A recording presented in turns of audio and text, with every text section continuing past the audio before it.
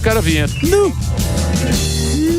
Programa de hoje, o historiador e estudante de medicina Fernando Holliday, o negro de estimação da direita. Ô, brabo! Ao momento que você torna o Bolsonaro incomunicável, preso dentro de casa, sem poder falar, você gera uma confusão em toda a direita. Ninguém vai pegar meu telefone. Pegaram meu telefone. Fernando Holliday. Esse cara é foda, né? Aí, ó. Vai. Hoje é dia. Você sabe que tá um bando de humorista aqui esse programa. E aí, Holliday, o que acontece? E aí, meus queridos, sempre uma honra estar aqui, viu? Obrigado por me chamar. Você sabe que você é o nosso doutor em política e agora doutor em medicina. Vou chegar lá. Ah, você viu que vão fazer a OAB da medicina, né? Falando, eu vi. Aprovaram lá no Senado. Você acha bom? Cara, assim, eu acho que precisa de algum tipo de controle, né, de qualidade. Não sei se esse é o melhor caminho, mas assim, estão abrindo muitas faculdades, basicamente as pessoas estão pagando e virando médicos, né? Agora, se uma prova é suficiente para um filtro, já não sei. É, que medicina é complicado, não pode errar, né? Sim. Medicina é um... Você errou. Errou. O cara subiu. Você não viu lá, Bem na prova. aconteceu lá em Manaus, acho que foi. Pô, a criança entra andando. Certo. Aí era tinha que tomar adrenalina Meu que Deus. não podia ser aplicado. Exato. E aí não se sabe o que foi que aconteceu. Terrível. E a criança morreu. Que coisa. Então quer dizer, um erro médico ou talvez um erro do sistema, a gente nunca sabe o que é. Precisa fazer uma investigação para saber, mas Então, uma coisa não pode, triste, né? muito, Uma coisa triste. Mas a discussão do Holliday é porque tem muitas faculdades de medicina E não tem qualidade, que né? não tem qualidade. Então vai abrindo em cada esquina. E tem outro lance também que a gente tem que tomar muito cuidado, que são médicos tiktokers, influenciadores, né? A turma agora tem diploma fácil. Mas acho que não é assunto. Não. O assunto é outro. O assunto é outro. O assunto é a política. É isso. A gente quer saber, bicho. O assunto é a política que a gente está comentando aqui, porque sempre quando a gente vai dar nossa opinião, a gente dá opinião como torcedor, né? Claro. Eu também torço às vezes. Sim, mas você já teve lá dentro do... Sim, sabe como é que funciona. Dentro do tabuleiro, e dentro do tabuleiro é jogo, né? Corredores da Então, Brasil. eles falam que esse lance do Bolsonaro aí, do Flávio, porque muita gente não acredita no Flávio. O cara que não acredita no Flávio não apoia o Bolsonaro. Pois é. Não é? Eu acho o seguinte, quando o Flávio anunciou que ele tinha sido escolhido pelo Bolsonaro, muita gente, e aí eu tô falando de senadores, deputados e tal, começaram a dizer, não, isso daí é só um balão de ensaio. Logo, logo ele desiste e tal, não sei o quê. E aí o Flávio fez uma jogada sensacional, eu achei, que foi no domingo ele disse, não, realmente eu posso desistir, mas tem um preço. E aí ficou tic-tac, nossa, mas que preço é? Vou contar depois. E aí ele deu a entrevista lá no Domingo Espetacular e disse, olha, meu preço é Bolsonaro livre e candidato. E aí a galera, opa, peraí, talvez ele esteja falando sério. E há um cenário de fundo aí que eu acho muito importante a gente dizer, que existe um grupo político chamado Centrão que quer excluir a família Bolsonaro da disputa eleitoral de 2026, custe o que custar. E no meio dessa galera existem aqueles que se dizem bolsonaristas e querem o voto bolsonarista. Só que assim, pela lógica, não faz sentido você ser contra a candidatura de Flávio Bolsonaro e se dizer ao mesmo tempo de direita ou bolsonarista, porque se você acredita que a prisão de Bolsonaro é injusta, se você acredita que a inelegibilidade dele é injusta, se você acredita que isto fere a democracia, nada mais justo do que para representar essa injustiça e esse protesto, alguém com o nome Bolsonaro venha a ser candidato. Então, o nome de Flávio Bolsonaro é o melhor e mais enfático protesto possível contra as injustiças que vem acontecendo. Qualquer um que, neste meio, se coloque contra essa candidatura, tem algum outro interesse. Sim. E aí precisa dizer qual que é. Mas não é o mesmo interesse da direita, não é o mesmo interesse daqueles que estão protestando contra a prisão de Bolsonaro. É uma jogada para ver quem está dentro, quem está fora. É isso aí. Porque, por exemplo, não sei se vocês lembram que a Dilma falava isso, ela falava o seguinte, na época da eleição, a gente faz o diabo. Lembra que ela falava isso? Por quê? Porque na época da eleição, você vai saber quem está do seu lado ou quem não tá. Que é a hora H. Então aí o que foi? Ele falou, o meu tá o meu filho. Quem apoia Bolsonaro, vai pro Flávio Bolsonaro. Quem vai pro outro lado, ele sabe que não é bolsonarista. Tá só querendo o espólio do Bolsonaro. Quer que o Bolsonaro fique lá preso, com soluço e calado. É uma escolha de Sofia, né? Para qualquer candidato. Porque o cara fala assim, o que eu vou? Vou bancar? Eu sou o cara que consigo pegar e angariar os votos dos bolsonaristas? Porque se você pensar bem, porra, já tivemos um Moro. Sim. Moro. E o Moro... Era o cara. O Moro era um Bolsonaro. Era firme. Era um Bolsonaro. É isso aí. O Moro era um Bolsonaro na época. E é interessante dizer isso, porque esse argumento de que o Flávio não vem para valer, ou o Flávio não é um melhor candidato, sempre vem acompanhado de um argumento relacionado às pesquisas, que é o seguinte... Um argumento clássico até, começou em 2014 isso, de que o que vence a eleição, principalmente no segundo turno, é a rejeição. E aí eles vêm com o papo de que a família Bolsonaro tem uma rejeição muito grande, etc. e tal. O Datafolha, que já não é um instituto assim que a direita gosta muito, mas o próprio Datafolha já reconheceu que a rejeição do Bolsonaro, do Flávio Bolsonaro, é de 38%. A rejeição do Lula, de 44%. Então, assim, de rejeição em relação ao Lula, ele já tem uma rejeição menor de acordo com o Datafolha. O segundo ponto importante é, nenhum outro nome engaja a militância tanto quanto o nome Bolsonaro. Aí poderiam dizer, não, mas o Tarcísio tem uma menor rejeição e tudo mais. Só que para o eleitor que não acompanha a política do dia a dia, que não está na região sul e sudeste, ele não associou ainda o nome do Tarcísio. Tanto é que ele é muito forte nessas regiões, mas no Nordeste ninguém conhece, no Norte ninguém conhece. Ainda, cara. Então, o nome Bolsonaro, ele entra com uma força natural muito grande. Tanto é que depois que ele se tornou o candidato oficial, já teve uma pesquisa do Instituto Veritá que já coloca ele em empate técnico com o Lula no segundo turno. Então também tem que dar tempo para o eleitor perceber que já há um candidato definido, que este candidato tem o nome Bolsonaro e que, apesar de não ser a mesma pessoa, tem as mesmas bandeiras. Você acha que ele, a chapa que ele vai formar mais alguém do centro, ou você acha que eles vão tentar articular para pegar um desses nomes também que estão se colocando na pré-candidatura, como o Zema, o Ratinho Júnior ou qualquer um outro que está à disposição de tentar uma candidatura própria? O que você acha? Olha, eu acho que dos candidatos, dos pré-candidatos, né, que se colocaram, aqueles que se dispuserem a abrir mão dessa pré-candidatura para se aliar com o Flávio, ao meu ver, eles vão ter a preferência. Até porque, por se colocarem como pré-candidatos à presidência da República, eles acabam tendo uma reverberação nacional natural. E aí, quando o sujeito quer se unir, acho que é natural que ele venha como vice. Agora, uma tese que tem circulado muito em Brasília é de que, na verdade, não seria tão ruim ter mais candidatos ao centro ou à centro-direita. Sim. Isso porque uma pesquisa da Quest avaliou que quando você coloca...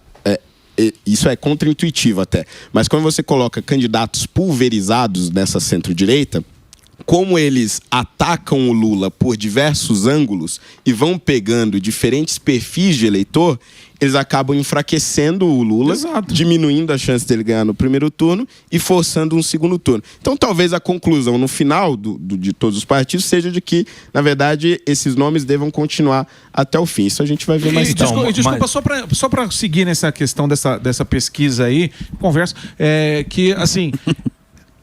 por que você acha que a direita, ao invés de fazer isso, exatamente o que você está falando, todo mundo concentrar em não ter o Lula, de repente, porque a gente viu aqui em São Paulo, nas eleições municipais, quase que o Boulos não vai. Né? Foi muito pau a pau ali, porque todo mundo estava concentrado em não ter a esquerda no segundo turno. Quase, né, que não vemos isso aqui na eleição municipal. Você acha que o que falta para a direita, mesmo que tenha essa pulverização em centro-direita e direita, com mais candidatos, por que você acha que não se juntam para eliminar a esquerda e depois aí ver o que faz aí no segundo turno? Então, o grande problema disso, ao meu ver, e de manter essa pulverização de pré-candidaturas até o final, é que a política é feita de ego, né? Então, o mais provável é que, chegando perto do segundo turno, esses candidatos comecem a atacar os candidatos de direita, para eles conseguirem esta vaga da direita no segundo turno. Então, assim, por mais que do ponto de vista matemático, estatístico, faça algum sentido você manter essas várias candidaturas até o final, na prática vai chegar lá perto do segundo turno, o cara vai começar a atacar o Flávio, o outro vai atacar o Zema, não sei o quê. Então, eu acho que o mais seguro seria que todos se unissem em torno de uma grande candidatura. Mas vamos lá. Se você fosse pensar friamente, sem paixões políticas, esse governo não fez nada, hein? Nada. Esse governo não fez nada. É só você olhar. Tem corrupção, tem o INSS, tem taxa pra caramba, taxa blusinha, tem escândalo. Essa COP foi uma vergonha. É só coisa ruim, certo? Se você pegar, bonito. Só que o cara tem a máquina, certo? Tá gastando que nem... se não houvesse amanhã. Vai dar os 5 pau aí, vai dar os 5 pau, vai dar bujão de gás, vai dar não sei o quê, certo? Gastança à la volonté. Eu vou falar em francês. Para você francês, cartão do Sam. À la volonté, a gastança. Temos quem? Eles, os artistas. Opa. A total maioria dos artistas lá cantando, felizes, We Are The World. Felizes e animados. Temos a mídia. Consórcio. A mídia do consórcio. Desde a pandemia eles estão juntos, de mão dadas e cantando, e todos com máscara. Até agora eles estão de máscara. Do consórcio. E agora temos os togados também, que estão ali jogando o jogo. E os universitários. Não, os universitários nem se fala. Então você vê que pra direita ganhar é difícil, cara. É um time muito bem montado. É um time montado. Sistema. É um time montado pra ficar ganhando durante muitos anos aí. É o tic-tac. Os galácticos. Basta, como o próprio Barba falou, basta uma narrativa boa pra coisa funcionar e ir embora. É isso também. Faz muito sentido. Não é? E outra, o orçamento de 2025 agora também vai ser uma grande briga, porque a gente fala muito da anistia e tal, inclusive parece que vai ser pautado agora a redução de pena, vai votar hoje agora na Câmara, a redução de pena lá dos crimes gerais, seria o tal do PL da dosimetria, né? E a oposição vai tentar votar junto com isso a anistia hoje. Mas, para além dessa disputa, existe uma outra, que é a do orçamento de 2026. No orçamento de 2026, entre as várias outras questões que se decide, está o orçamento para propaganda. Isso. E o governo, obviamente, vai mandar uma proposta orçamentária para você manter ali no alto dos bilhões de reais para você conseguir fazer o comercial, etc. Abrir o cofre. E aí há uma antipatia atualmente do Hugo Mota e do Davi Alcolumbre com o governo. Talvez a oposição consiga usar isso para esvaziar esse cofre da propaganda e para a gente tentar ter uma competição um pouco mais igual nesse período de pré-campanha, que é aquele período onde, na prática, só o governo faz campanha e a oposição fica ali lutando contra a maré. Agora, evidentemente que essa não vai ser uma batalha simples, não vai ser uma batalha fácil, e por isso também seria importante essa união dos partidos de centro em torno da candidatura do Flávio Bolsonaro. Primeiro, por conta do nome, mas segundo também porque a união desses partidos faria com que a gente tivesse muito mais inserção na TV, teria mais dinheiro para a campanha, muito mais estrutura para combater um governo que tem aí bilhões e bilhões de reais. Mas esses partidos vão para quem der mais voto. Esse partido não tem ideologia. Essa é a batalha agora, é mostrar que o Flávio tem potencial. É isso. É isso aí, não tem ideologia. Vai para onde está indo. Vai para o caminho do vento. Como foi pro Bolsonaro. Exato. Né? Quando tinha o Bolsonaro, o vento Bolsonaro, foi todo mundo lá. Perfeito. Se tiver um vento de esquerda, se Lula aparecer bem, vem tudo para cá. Vai. Não tem conversa. Mas você citou uma coisa que é interessante, que é narrativa. A narrativa agora do Flávio Bolsonaro é através da anistia, inclusive para ter a tal da democracia que não acontece no nosso país. Mas qual que você acha que é a narrativa que depois dessa precisa ser abraçada pela direita que vai ser o quê? Segurança pública, bater no governo que está indo mal, corrupção, como a gente falou aqui. Porque você escolher uma pauta. Sim. Se ficar só nessa também, a turma fala, olha lá, comum. Tá defendendo o pai, é nepotismo. Entendeu? Não tem, precisa de uma pauta. Sim. Qual é a pauta da direita? Eu tenho a absoluta convicção de que a pauta, não só da direita, tá? Acho que da eleição de 2026 vai ser a segurança pública. E é um tema que o PT ele tem muita dificuldade. O Lula ele já tentou mudar o discurso, né? Já veio até com alguns projetos, esse próprio projeto aí de combate à organização criminosa e tal, mas ele não consegue entrar porque a base não acredita nisso. A base acredita fielmente que os bandidos são vítimas da sociedade e que precisam ser socorridos por meio da educação. E o cidadão comum tá vendo, mas que educação? O cara tá matando o pai de família, tá sequestrando a criança, tá traficando, não sei, alguma coisa precisa ser feita. E a direita tem um discurso que resolve esse problema, ou que pelo menos aponta para esse problema de forma mais imediata. E acho que esse debate vai permear toda a discussão de 2026 e é por aí que, ao meu ver, a gente vai conseguir pegar o eleitor de centro. Que é aquele eleitor que ora vota no Lula, ora vota no Bolsonaro e é quem define a eleição no fim das contas. Porque esse eleitor ele não vai ser convencido pela anistia, não vai ser convencido por discurso relacionado à democracia esse ou é o ponto, impeachment de ministro do Supremo. Ele vai ser convencido por alguma coisa que esteja no dia a dia dele. Muitas vezes a economia, já foi por muito tempo a saúde, mas agora me parece que vai ser a segurança pública.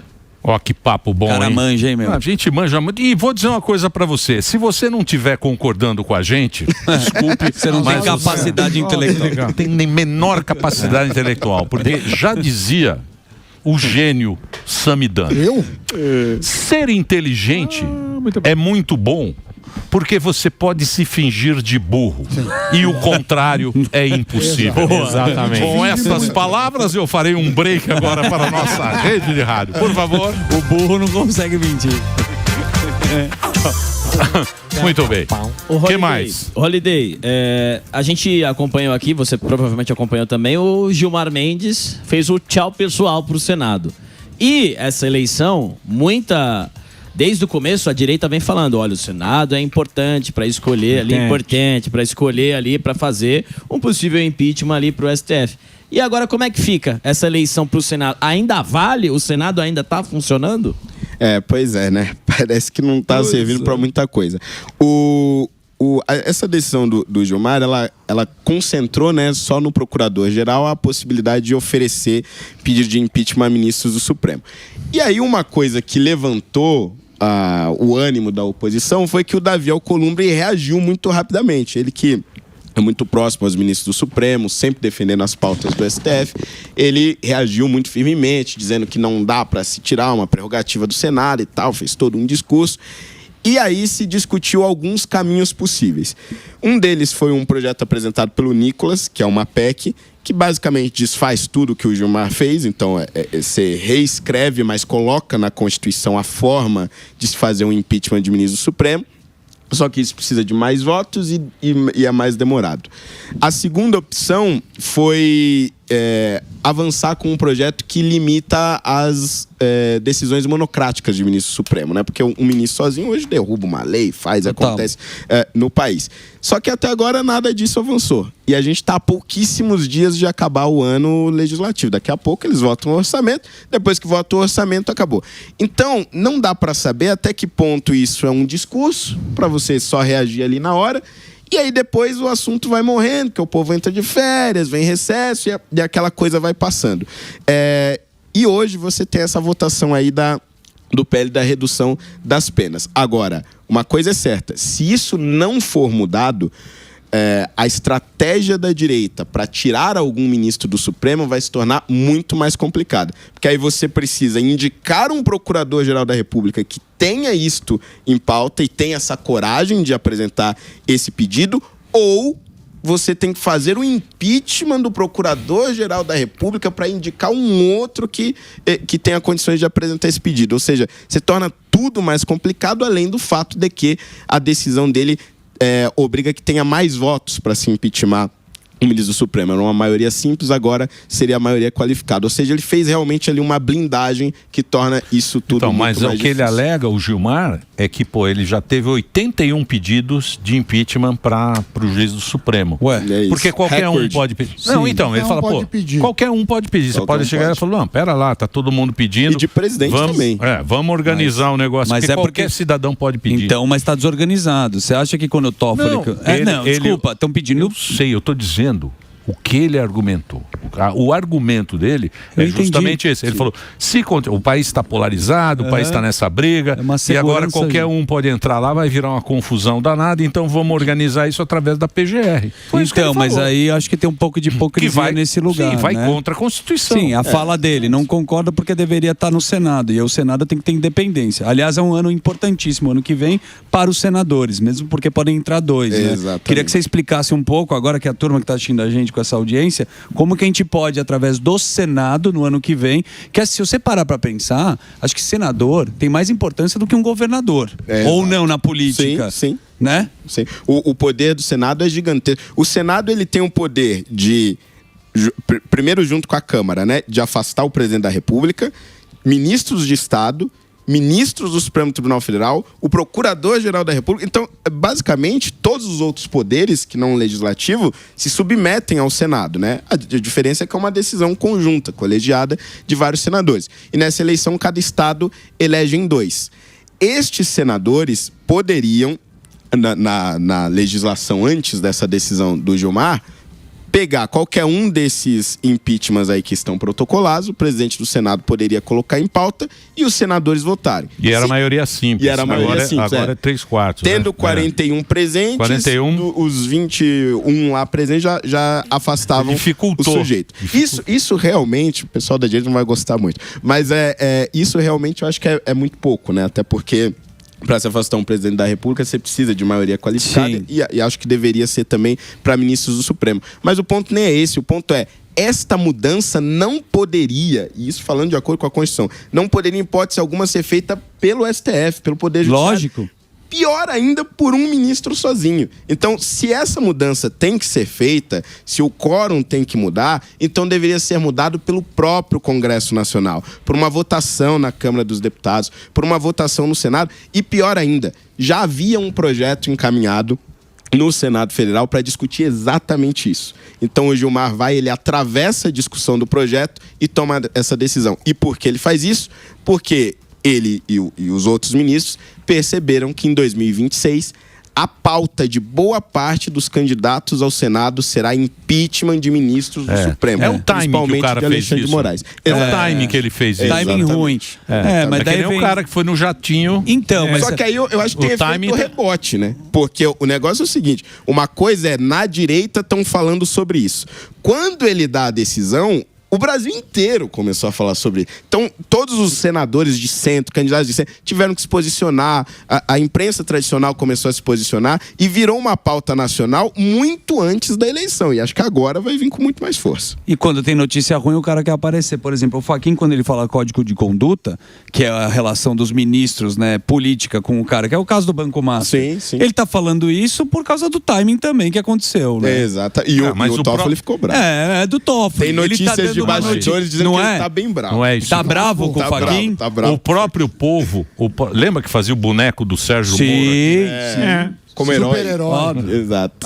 O Ronald e a esquerda faz agora do Moraes também. Faz. Herói, não sei o que. Isso aí. Você que coloca aí o que acontece? Em cada esquina você vai arrumar um poderoso, porque em cada esquina tem um juiz, né? E aí vem essa decisão monocrática. É isso Exatamente. aí. É isso aí. Aí fica confuso. O juiz que assina... aí fica confuso. Sim. O juiz julga, ele se defende do caso que... E ele já decide. Só que assim, o código de ética também não sei se funcionaria muito, porque eu não consigo imaginar o próprio Supremo punindo um ministro Supremo, né? Então é aquela coisa, você cria uma solução aparente, mas quem vigia é o vigilante? O próprio vigilante. Mas por que ninguém consegue me explicar isso? Por que não faz, baseado no que o Fachin tá falando, que ele tá colocando a coisa da Alemanha lá no STF? Sim. Por que não faz isso de ter 12 anos? Por que não tem um concurso público para um juiz? Por que o presidente precisa indicar? Isso é bem interessante, porque a gente montou esse sistema de indicação de ministros do STF baseado no que acontece nos Estados Unidos, né? O presidente indica, o Senado aprova, o Senado tem o poder de intimar e tudo mais. Só que aqui, o que começou a acontecer? Começaram a indicar os amigos, né? Lógico. Toma cerveja, não sei o que e tal. Os interesses. Exatamente. E não tá funcionando. E isso tá gerando uma tensão cada vez maior. E a nossa democracia ela é muito mais frágil do que dos Estados Unidos. Os Estados Unidos têm uma democracia consolidada, é a maior democracia do mundo, respeitada, uma referência pro Ocidente. O Brasil, longe disso, teve vários golpes. A própria República é fundada num golpe. Então, a história é completamente diferente. E agora, uma das propostas que se discute é justamente essa. Aqui estão discutindo de dar um mandato de 10 anos para ministros do Supremo, só que isso não poderia valer para os que já estão lá, né? Teria que ser tem muitos novos. Da aprovação da lei, exatamente. E tem ministros ali bem jovens que vão se aposentar para lá de 2050, ou seja, mesmo que a gente aprove agora, ainda demoraria muito tempo para a gente ter um Supremo completamente transformado pela nova legislação. Mas eu apoio e acho que já está começando a ter apoio disso. E o Senado que pode fazer isso acontecer. E o Senado que pode fazer isso acontecer, exatamente. E agora tem uma novidade, pô. O nosso querido ministro novo. O ministro que não é ministro. É um evangélico petista, não é? Sim. Sim, é uma Mas novidade. Ele vai passar ou não vai? Então, o Davi Alcolumbre chegou a dar uma entrevista dizendo que é possível que essa sabatina fique para depois das eleições. E aí me parece o seguinte, o que está se configurando, talvez isso mude, né? A política é muito volátil nesse sentido. Mas esse ano ele não é sabatinado de jeito nenhum. Então esse Ótima ano estratégia. já foi. Já é Natal. Ano que vem, aí já tem janeiro, não rola nada, fevereiro é carnaval, chegou em março. Março é o período máximo para que governadores se afastem dos cargos, para competir com os cargos e tal. E aí começa aquela campanha, dança de partido. A dança das cadeiras. Um lado, outro vai pôr... Não vai votar nada. Aí pode ser que venha abril. Só que o ponto é o seguinte, você vai ter vários outros projetos na fila para serem votados. Eu acho que seja muito provável que isso fique para depois da eleição, mas se o PT não ganhar a eleição, o Senado não vai querer aprovar um ministro que foi indicado por um presidente que está saindo. Lógico. Exatamente. E aí vão empurrar isso para 2027. Então, existe uma grande chance de que o Messias sequer seja sabatinado pelo Senado. Tem uma o Trump, rejeição. hein? O Trump não adiantou. E os Magni. O Trump... Não, mas a Magnitsky tá valendo ainda. Tá meia, velho. É meia Magnitsky. Tá É igual... valendo, Ela não é inteira. Meia Magnitsky, meia calabresa.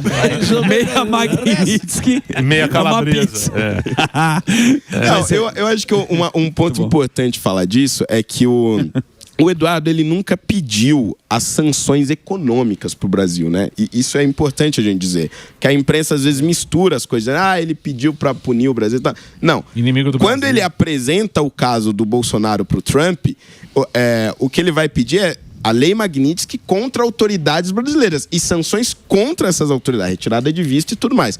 E aí o Trump, na análise do negócio, fala, quer saber de uma coisa? Tô aqui taxando todo mundo, vou meter-lhe uma taxa lá também.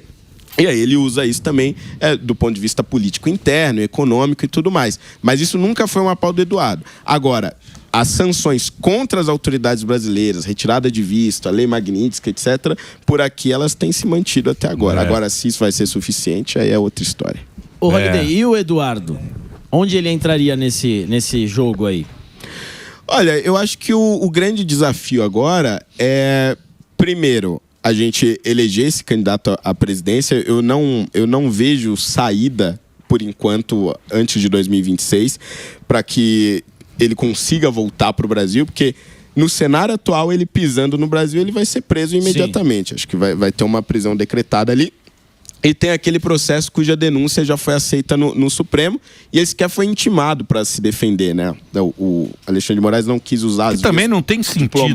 Não tem sentido ele ser condenado por nada. Não é o que tem também. Então, o que eles fizeram na época do Lula, lembra da época do Lula? A época do Lula. É que a gente esquece. Ele ia para Argentina. É que a gente esquece.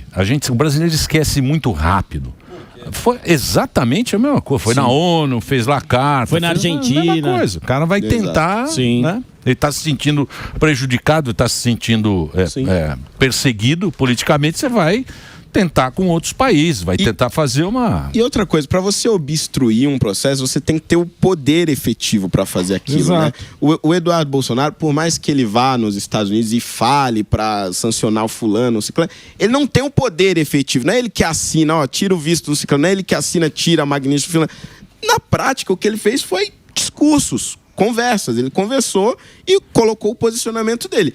E as autoridades estrangeiras, a partir daquele discurso, a partir daquela conversa, olharam e falaram: caramba, realmente o Brasil está tendo a sua democracia corroída. Vamos tomar algumas atitudes. Não, o errado é apostar no Trump. Porque o Trump não leu a Arte da Guerra, né? A Arte da Guerra, você não pode fazer guerra em 70 frontes. Você vai perder. Mas ele é um bom negociador. Escolham as suas guerras. Escolhe a guerra. Você tem que escolher. Sim, claro. Ele tava, o Netanyahu, ele estava lá na entrou Ucrânia. Em Gaza, ele entrou aqui entrou na Venezuela, Japão, entrou no Brasil, entrou com a China, já tinha a briga com a China. E ele entrou... Taiwan, o cara tem 1000 tretas. Só que na maioria das trucadas ele tá ganhando, né? A Europa se colocou de joelhos, a China já falou... A Europa já vai comprar gás. Mas é que ele teve que voltar atrás no negócio de carne, porque deu inflação por lá. Sim. Ele tem rejeição ele pra perde caramba. daqui, ganha dali. Mas faz às vezes uma bagunça maior do que precisa. Ele tem que focar. Qual que é a prioridade dele? Né? A Arte da Guerra fala, nunca entre em várias guerras. Só entra onde você ganha. E aqui fica na trincheira, compadre. Você espera o cara te atacar pra você. Agora ele resolve o nosso problema lá. Tá quietinho lá. Tá lá com o Maduro. Bem mesmo. E aí, Holiday? Doutor Hollywood. E aí? O programa passou rápido. Foi papum. Passou Só rápido. vou deixar aí o pedido, posso deixar o pedido para as pessoas, por favor, me seguirem no Instagram. Eu tô quase chegando a 1 milhão. A última vez que eu vim aqui falei a mesma coisa, mas agora eu tô quase mesmo. Quanto Olha lá, tá? 947. Boa, Vini Júnior. Faltam 50 mil. Me ajudem aí, por favor. Sigam Fernando Holliday. Tem muita gente que fala que me segue, aí depois vai conferir, não seguiu. Então, se você acha que me segue, entra lá. Fernando Holliday, Holliday H-O-L-I-D-A-Y. E o debate vai sair com quem? Nóis. O Kim não topou. Não topou? Já tentei 2 vezes. Kim Kataguiri? Arregou. Tem que ser briga no Quem gel. tá sumido? Arregou. Quem tá sumido? Vamos agradecer a presença do Fernando Holliday. Obrigado. Sempre que ele vem aqui trazendo ideias. Gostaria que você participasse mais aqui do programa. Sempre uma honra. Muito obrigado, viu, Holiday?